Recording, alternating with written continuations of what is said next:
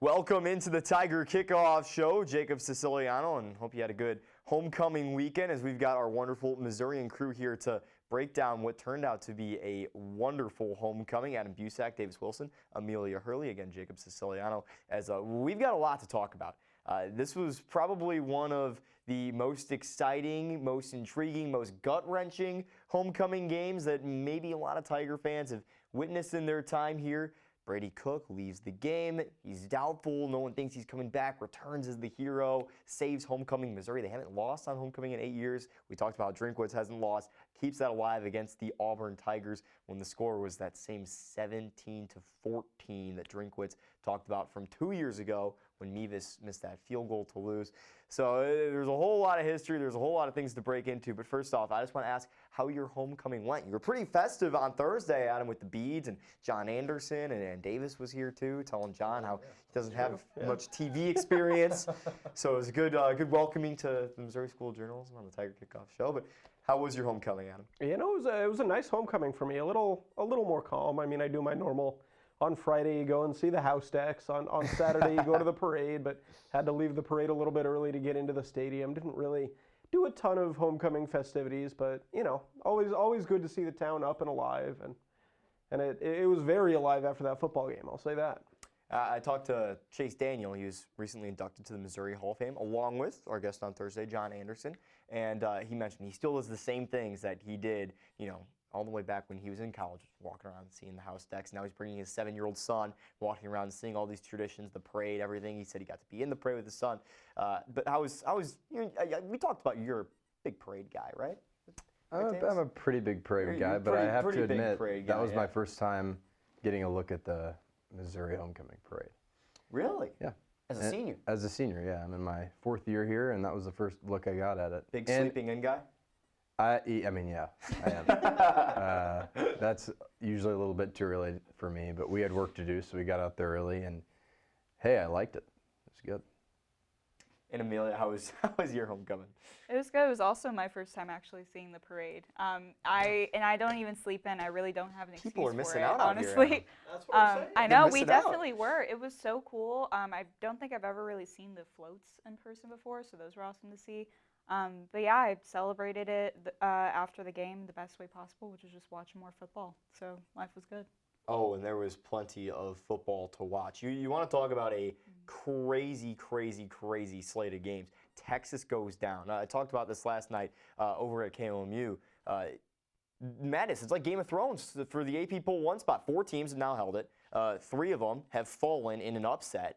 And the team that, you know, just took down Texas was a team that got upset while holding the number 1 spot in Georgia. And now Oregon's turn. Nobody knows what's going to happen to them. So it's been madness. Also in the SEC, everything's crazy. The only 2 undefeated teams right now stand Texas A&M and LSU, which is, you know, LSU is not even ranked. So the SEC is wide open for a championship right now, and it's going to come down to the Tigers' future schedule, but we're here to talk about what nearly could have been that second SEC loss for the Tigers in Auburn, but it wasn't, and why wasn't it that way, Mr. Busak? Well, Jacob, I think first and foremost, you look at Brady Cook, and the story of the game was Brady Cook.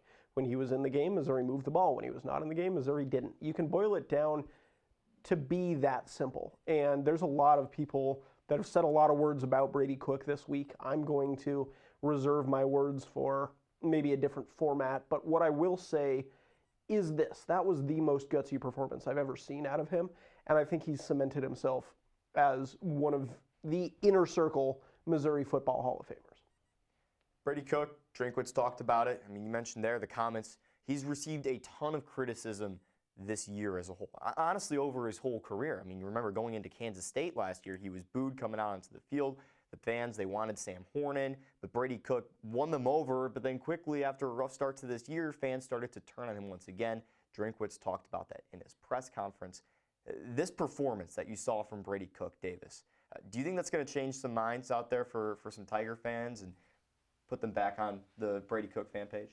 Yeah, I think it should. I think that he's gone up and down with the fans, in the fans' eyes, his whole tenure, because he's not the most gifted, talented quarterback, right? He's not the guy who has the best arm in the country. He has flaws as a quarterback, but what you cannot doubt is how much that he wants to win, how much Drinkwitz said he would die on the field for everybody. He loves Missouri. He loves Mizzou football. So I think this performance cements him as like a cult hero type guy for Missouri fans forever. I mean, heart of a champion. That was the word that Chase Daniel used to describe Brady Cook out in the field there. Like you said, Drinkwitz literally said this is a man that would die for Missouri fans. Obviously, the story of Brady Cook, most people know it by now. Grew up as a Tiger fan out in St. Louis, and he's living out his dream on the football field right now. Amelia, when it comes to Brady Cook and Brady Cook coming back in this game and fighting, seeing Drew Pine in the game, do you think this told the Missouri Tigers really how much they need Brady Cook in this offense? I don't think there were any legitimate claims for people saying that Drew Pine needed to start over Brady Cook. I don't think that was ever a discussion. But do you think this told fans here in Missouri how valuable Brady Cook is to this football team? I definitely do. To circle back on something that Davis said, you can't doubt how much of a true son Brady Cook really is. I mean, he really did with this performance, I think, cement himself as that guy, that leader on the team. I actually wrote a profile on him heading into the season. I was able to speak with him and his mother about the criticism that they had faced really the whole time that he's been here on and off, especially last year being booed onto the field for that K-State game. This felt a lot like that to me. And something that Brady Cook said in the post-game press conference was that this was kind of that big win that the team hadn't really felt yet this season. And it kind of parallels in my eyes. I don't know if it's exactly the same, but it feels kind of like that K-State game where things are going to start turning around. So I don't know if they for sure will, but I think it was definitely a good omen for the rest of the season. And I can only speak for myself here, but when I saw Brady Cook come back in that game and fight the way he did, the emotion after the game, I mean, he's got tears streaming down his face while he's talking to the ESPN reporter. You know, him playing on the ankle. I mean, I don't know what they did in the hospital. He said they tried 3 things and the third one worked by some miracle. But him diving in on that 2-point conversion, he made a cut on that ankle that he injured into the end zone, then getting up and doing his solo. I was ready to run through a wall for that man. And it lit a fire for me. I can't imagine what this team feels. But like you said, Amelia, it was almost that same way at Kansas State. It's like, we have something here. There is something to fight for. And while there is that vision among the Tigers and maybe the Tiger fans, there's not that vision for the AP poll. The Tigers, they dropped from 19 to 21 in the AP poll despite the win. It's the 3rd time that Missouri, they've won a football game, but yet have dropped in the AP poll. Do you agree with that at all, Adam, of moving the Tigers down? I know it was a close game with Auburn, 21-17, but it seemed like a statement win for the Tigers, and it did not quite reflect in the AP poll. Yeah, I think dropping in the poll is frankly ridiculous, especially you drop below a team like Pitt, the Pitt Panthers, who, granted, yes, are undefeated, but they were on a bye week, Jacob. They didn't win, and they jumped Missouri. That doesn't make a lot of sense to me. Now, in digging through the ballots, in looking at the ballots from 2 weeks ago versus now, 2 weeks ago there were 4 people that had Missouri unranked. Last week there was only 1, right? I think Missouri's garnering more respect because of this win over Auburn, right? And I think a lot of people saw the win as gutsy, but also it was maybe not a great win. It was a very close game. If you didn't watch the game, if you didn't know the story of Brady Cook, maybe you would think, oh, Missouri looked kind of bad in this one. And I think it was easy for people that already had Missouri to be ranked, maybe didn't watch the game quite enough to just be like, oh, it looked a little worse. I'm going to drop them lower. The thing that you run into, frankly, as an AP poll voter, and there are like 100 of them, there's 90 some of them. As an AP poll voter, there are 130 college football teams. You cannot realistically be expected to watch each and every game. You can't do it. There's not enough hours in the day. At a certain point, there's probably a lot of people that didn't watch this game, checked the box score, said, man, that doesn't look great for Missouri, and slid them down as a result of that. That's one of the issues that I have with the AP poll. It's not a great system. It's the best system we have, but it's not a great system really until you get to the college football playoff rankings that the playoff themselves puts together. I think you have to take every ranking, whether it be the coaches poll or the AP poll, with a very heavy grain of salt. Yeah, Adam kind of took the words I was going to say, and I mean, there's just so many football games. These AP poll voters, a lot of them cover a certain team, and they're we know from being on this Mizzou beat that it's a busy day when you're covering a football team. It's a long day, and they're expected to rank these teams. They're expected to watch and rank these teams, and it's just like, to me, Mizzou dropping was just the case of some people glancing over the box score and saying, Auburn's not good, Mizzou barely snuck out a win at home, let's drop them. That's all this is to me.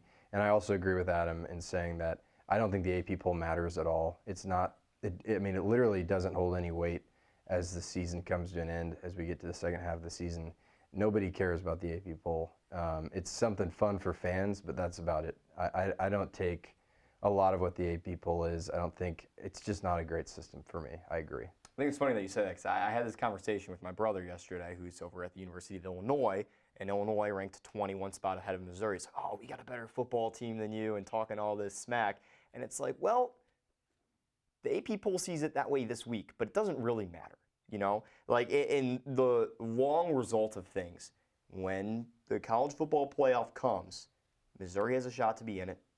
When Illinois loses to Oregon and maybe one more opponent, they won't be there, right? So it matters when that format comes out. Exactly. Because right now with the AP poll, yes, the Tigers could be.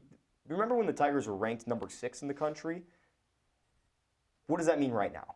Absolutely nothing. No one's looking back and saying, oh, the Tigers are great because they were ranked number 6 at some point earlier in the year. It all matters at the end of the season. That's why we've seen so many changes at the one spot, because that team is constantly changing as the season goes on. So same sentiment to you, Amelia. Do you agree with the decision to drop the Tigers, or are you on the same train as both Davis and Adam? I might have a little bit of an unpopular opinion compared to y'all. I see both sides of it. I don't really necessarily have an opinion either way. I do think that Pitt should not have jumped them while they were on a bye week. I think that's a bit ridiculous. But we have to keep in mind, Auburn is now 0-4 in SEC play, and on a day where you should have the strongest home field advantage, homecoming at the university that birthed homecoming, I can see the poll or AP poll voters seeing that, oh, Missouri was held closely by Auburn, who's 0-4 in SEC play at home. That's probably not a great score. What they probably failed to put into account was that they were playing with their backup quarterback most of the time. So, that was a big factor of that. So I see both sides of it. I don't think that it's necessarily fair to judge Missouri's overall status based on this game, because obviously they were without Brady Cook for most of it, Nate Noel as well. But also we did see that there are still some glaring issues on the offensive side of the ball without that. Like the O-line at certain points was not looking that great to me. The defense, though, played super well, and I think that should have been taken into account more than it was. So I see both sides of it. I don't think that Pitt should have jumped them, but I think that a strong performance against Alabama next week can really work in Missouri's favor. Fully agree with that. We will get to the points of the offensive line, defensive play, and grades in just a second. I will say, though, I think this speaks volumes about Missouri's defense. You hold an SEC opponent to under 20 points when your starting quarterback is out, and hold out just long enough to give your team to have a shot to win the game. And I think that means something.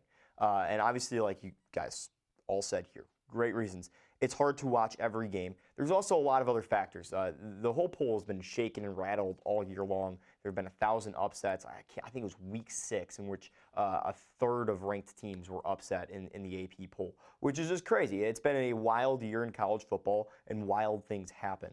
But I think when the Tigers go into Tuscaloosa next week, if they squeak out a win, there is no reason that the Tigers should not be valued as one of the top teams in this country. And I think that's what it's going to come down to. But let's talk about our grades here. We got our friend, the Apple, for our grades. I was informed that it is National Apple Day today. So this apple has a double meaning as we celebrate National Apple Day on the show. I also want to give a shout out to our 2 Northwoods League alumni here, the Kenosha Kingfish. That's where I'm wearing this polo today. They won an award for the best theme night in the Northwoods League. And Adam Busak, who is a NWL vet as well, will get us started on his grade for the Tigers. Yeah, 2-time Northwoods League veteran.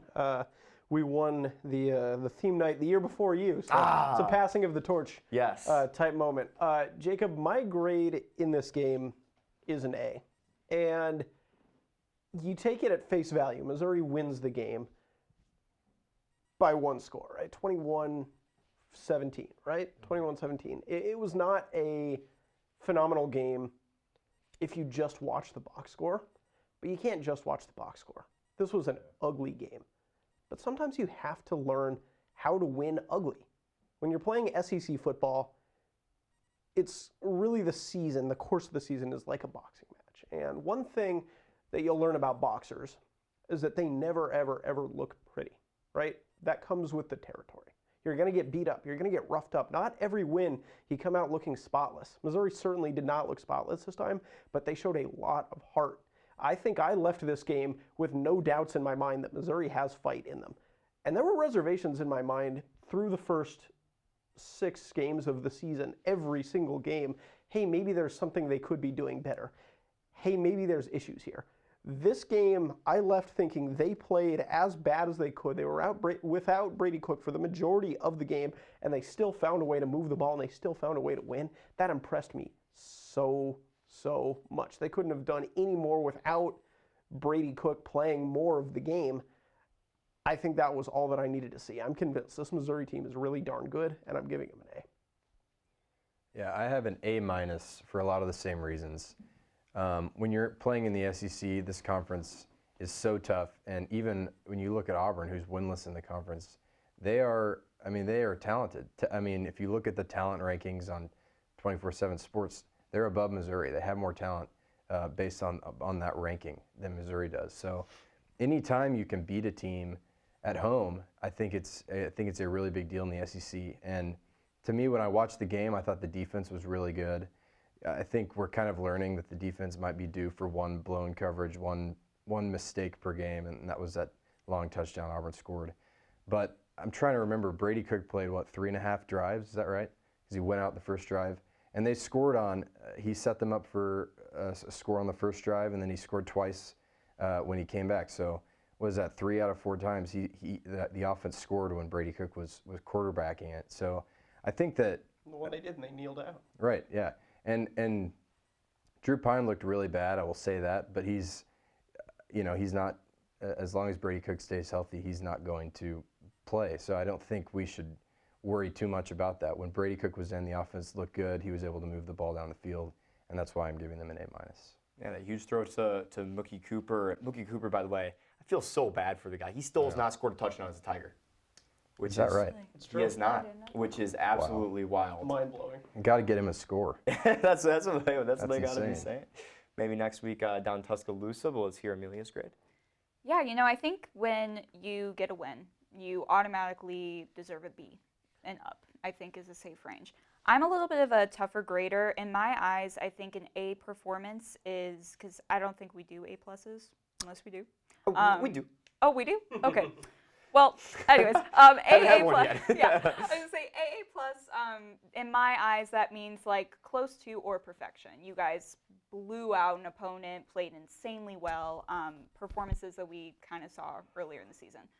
That necessarily wasn't the performance against Auburn, but also you got to keep in mind, Brady Cook was out for most of the game. There are going to be expectations based off of that for lesser play. I think the defense performed really well. I had personal reservations on how they were going to play with Khalil Jacobs out for the season. I didn't know if they were going to be able to step up, and they had consistent 3-and-outs throughout the game. They played really strongly and really well. Offense, like I said earlier, the offensive line, there's some issues there. We can't be letting the quarterback get back-to-back sacks after he comes in knowing he has an injury. And I feel like this has just been an issue that's been lingering throughout the season in general. So Drinkwitz really needs to figure that out before next week. So all that to say, they came out with the win. They deserve a good grade. They just aren't necessarily perfect yet in my eyes, so I'm giving them a B+. I think this Missouri team, I don't think they've played a complete game yet, but I think that's a good thing. I got the Tigers listed at an A for a lot of the reasons that you heard from Davis and that you heard from Adam, and that this team was able to hold and rally around Brady Cook when he was in the game. when he left the game, the team, the defense, they came together. Pine came in, was a game manager. They didn't make any too big mistakes. They were able to keep the game within bounds so that when Brady Cook was able to miraculously return to this football game, it was within striking distance for the Tigers to come back and win. And if the Tigers lose this football game, there's a very real chance, if not the whole opportunity, that their season is over in terms of the college football playoff.